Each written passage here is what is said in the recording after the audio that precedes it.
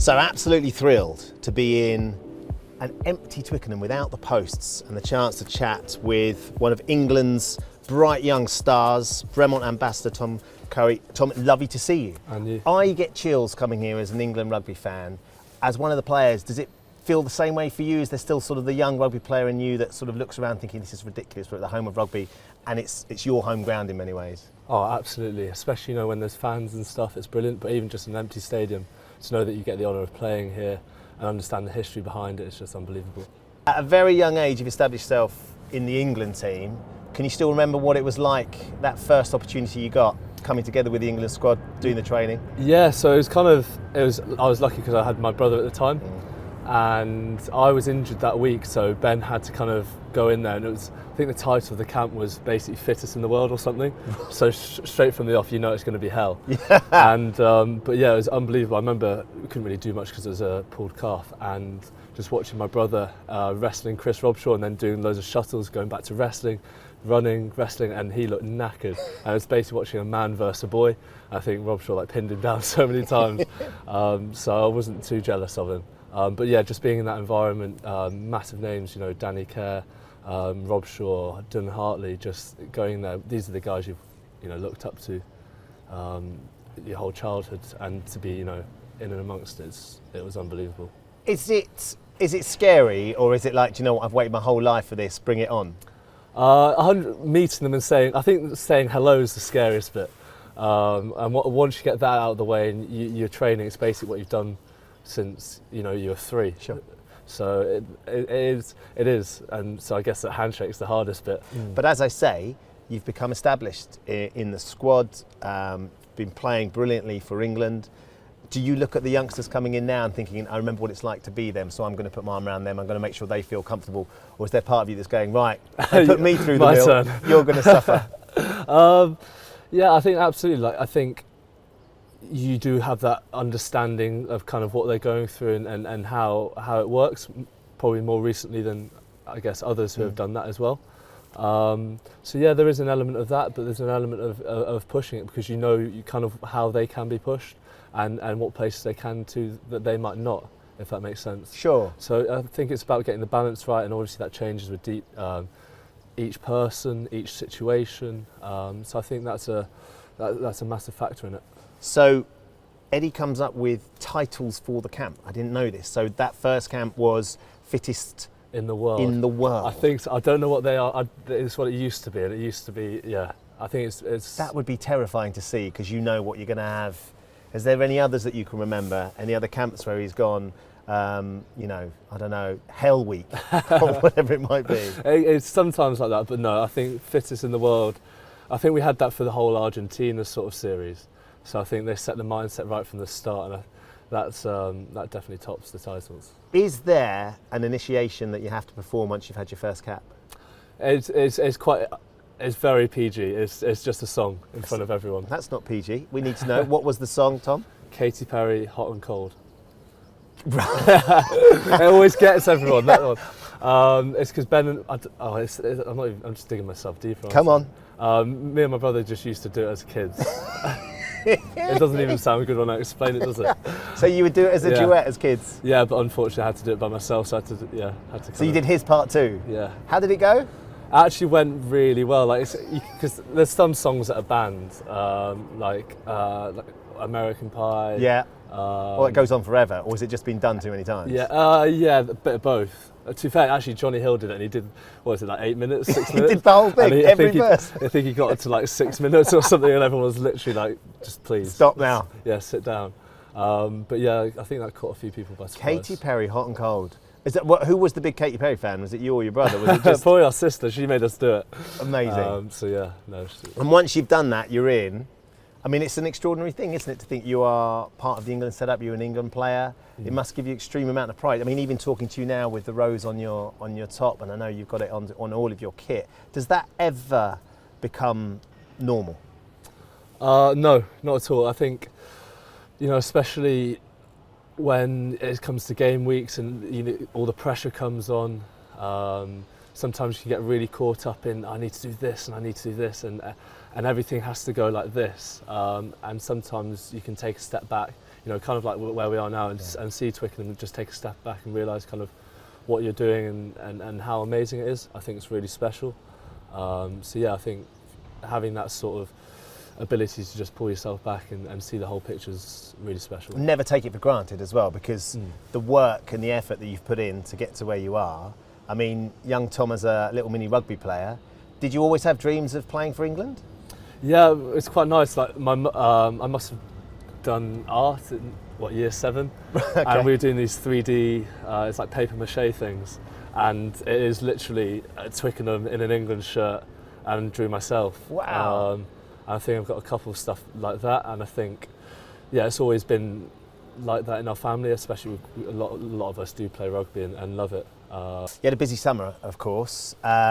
Ultimately, the tour didn't quite go how we all wanted it to go, but must have been an extraordinary experience for you to be part of the Lions. Absolutely. You know, you get to learn off, you know, different, I'd say, cultures, because it is, you know, the Welsh, the Scottish, the Irish, how they go about their business, learning what works, what doesn't, especially individual players, you know, alongside kind of, you know, Hamish Watson, Toby Faletau, players like that, especially in my position, and seeing kind of, not what you can steal, but kind of what works well for them, and see if you can implement that as well. I think it's a massive learning experience, especially for a young person. Talking of things that you may have stolen, is the attempt at a mullet stolen from Hamish Watson? Is that his influence? I've had mine since I was 16. Yeah, they're both terrible haircuts, but I've still got mine and he doesn't, and that's what matters. So there's this thing, like, all my godsons all want mullets because all the rugby players have got mullets now. It's not a good way to go, is it? No, it's not. It's really not if you're their parents, because the teachers are going, you can't have mullets at school now. And it's you boys that are going, look, we're all doing our mullets. You are bad role models when it comes to hair. You're telling me you never had one? No, but I was a child of the 80s. So do you know what I mean? A mullet back in the 80s, it was business at the front, party at the back. That's not, I mean, this is all a bit Business too in the front cool. and business in the back.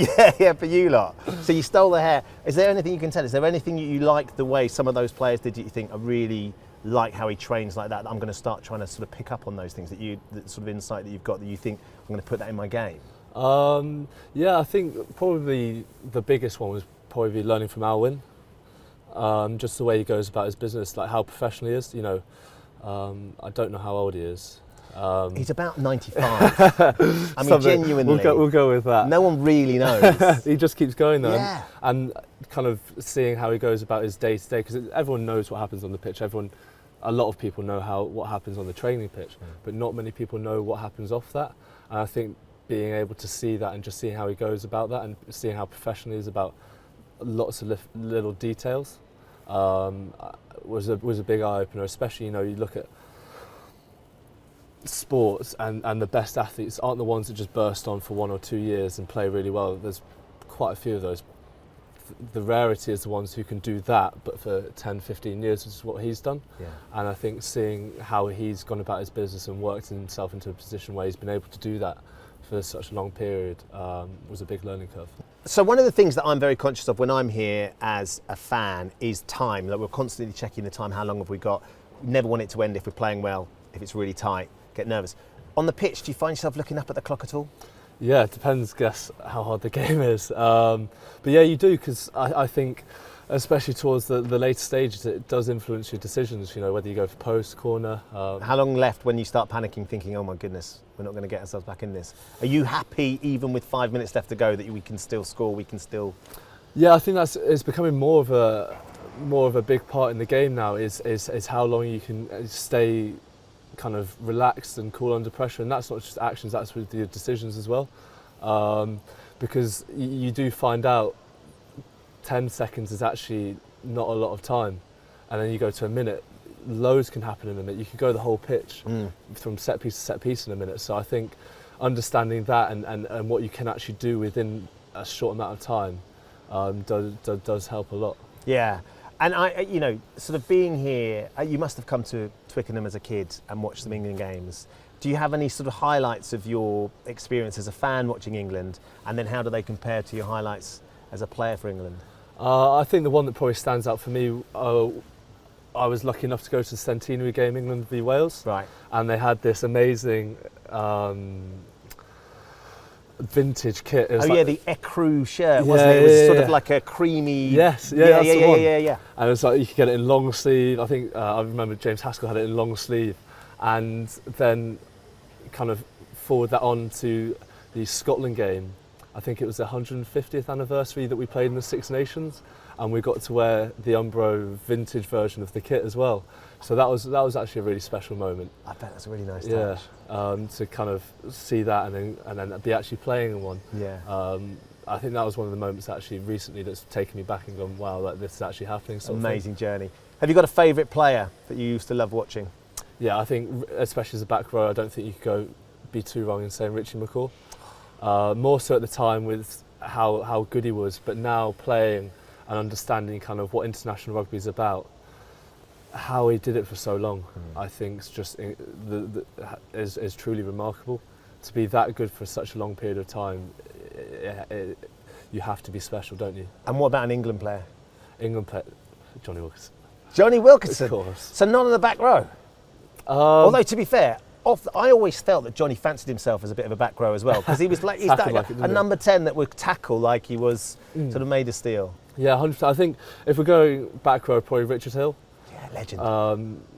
Quite lucky now that he was able to mentor me from about 15 to, well, he still does, he's still around the setup, we still talk rugby, but he was able to mentor me from the ages of 15. Yeah. So to have someone's brain like his to pick from and learn from, I think made a huge difference. Is he quite critical of you, or is he usually quite good? Is he sort of arm round going, it's all right, Tom, let's not talk about it? I think he's a bit of both. I think obviously the professional in him is always going to be, that needs to be better, we can do this, you can do that.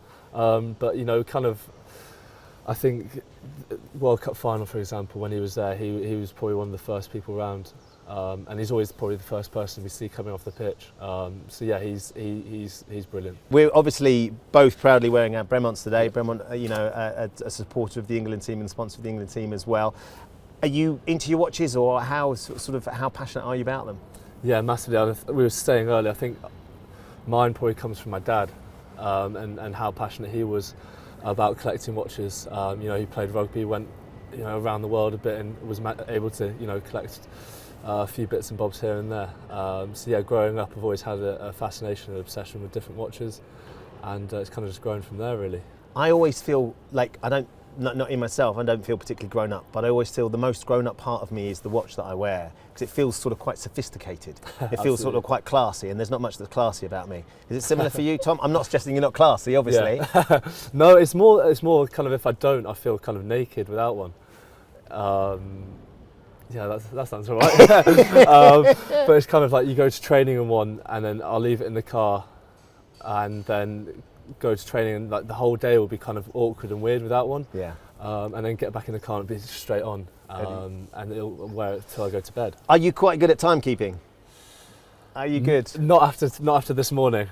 I was going to say, you've got a brilliant watch on your hand, but you were still late for the plane, you were still late for your taxi. Well, hopefully Bremont will start doing alarm clocks. Yes, always blame someone else. You are learning. Look, it's an absolute treat to talk to you, Tom. I'm thrilled that we can be here at Twickenham. It's so odd seeing it without posting as well, sort of properly as it all builds up to the Autumn Internationals. Can't wait to see you put on the England shirt and get out there again. Best of luck. Thank you very much. Great stuff. Thank you.